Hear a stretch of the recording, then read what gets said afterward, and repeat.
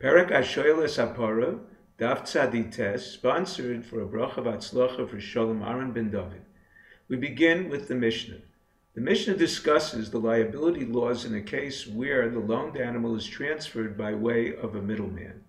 It died by an unavoidable mishap after it left the possession of the owner before the borrower took possession. The lender sent it by way of his son, slave, or agent, or by way of the borrower's son, slave, or agent. The borrower is exempt until he takes possession, unless the borrower instructed the owner to send it by way of either set of middlemen, or the owner notified him of his intention to send it by way of either set of middlemen, and the borrower consented. Then he is liable as soon as it leaves the property of the owner. The Rishonim explain his liability is midin arev. He is similar to a guarantor of a loan. Just as a creditor lends money because a guarantor guarantees the loan, similarly the lender transfers the loaned item because the borrower assumes responsibility for it. Same principle applies when the borrower returns the borrowed item. If the borrower returns it by way of either set of middlemen, as long as the owner did not instruct or consent to this arrangement, the borrower is responsible until the lender repossesses it. The Gemara brings a machlokas of Rav, Shmuel, and Rav Ashi in the case where the borrower instructs the owner to send the borrowed item by way of his slave. Shmuel holds the Mishnah refers to an Eved Ivri, a Hebrew slave, who is not the property of his master. The rule concerning an Eved Kanani is Masha Kana Eved Kana Rabbo. He has no independent power of acquisition. Whatever is in his possession is as if in the possession of his master. Hebrew slave, on the other hand, is essentially a worker with a monetary obligation to serve his master for 6 years. He is different than a worker only in that he must be emancipated. Rav holds the Mishnah can refer even to an Eved Kanani. The cases where the borrower states to the owner, direct your cow to me, and if you want, send your slave along as insurance. The borrower is liable as soon as it leaves the lender's property.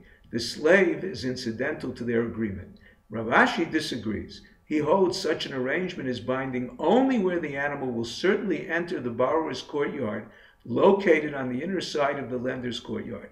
If there was a public domain in between, then the borrower would not assume responsibility without the accompanying slave.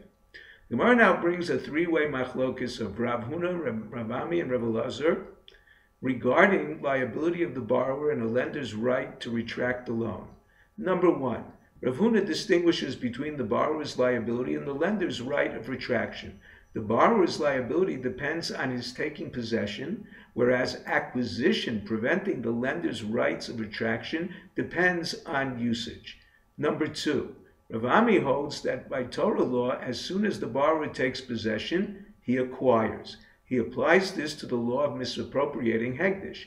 One who inadvertently lends a consecrated item, the borrower may use it as soon as he takes possession.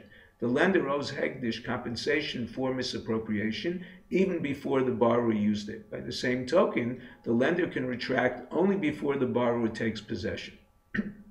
Number three, Rabbi Elazar holds that it is by rabbinic decree, not by Torah law, that a borrower acquires by taking possession that prevents the lender from retracting. Liability, on the other hand, results as soon as it leaves the property of the owner. The Gemara discusses another law concerning the misappropriation of hegdish. Shmuel holds one who stole hegdish products, such as dates sold individually for a higher price than collectively, must compensate hegdish and also the additional fifth for misappropriation according to the high price, whereas a theft of a private victim can be compensated according to the lower price. The law is the same even if the victim claims he would have sold the dates individually. It is similar to assessing the value of a damaged garden bed. It is a lenient assessment based on the value of the whole field with one damaged bed. This is because hegdish is fundamentally different than private property. Any misappropriation is with the knowledge of the Almighty who prohibits it by me'ilah. Therefore, a gizbar liable for misappropriating a consecrated beam once he benefits from it. However, it cannot be inferred that one benefiting by living in his neighbor's courtyard without his knowledge is liable when he does not cause him a loss. The Gemara concludes with a law of compensation for damages. Porters broke a wine barrel worth $5 on the market day and $4 on a non-market day. If they compensate for the damage by the next market day, they can return a barrel of wine. Otherwise, they must return $5. However, if he had another barrel which he did not sell, they can return a barrel of wine even after the market day. They can also deduct the seller's labor fee and his cost to hire a craftsman to make a hole in the barrel to remove the wine without breaking it.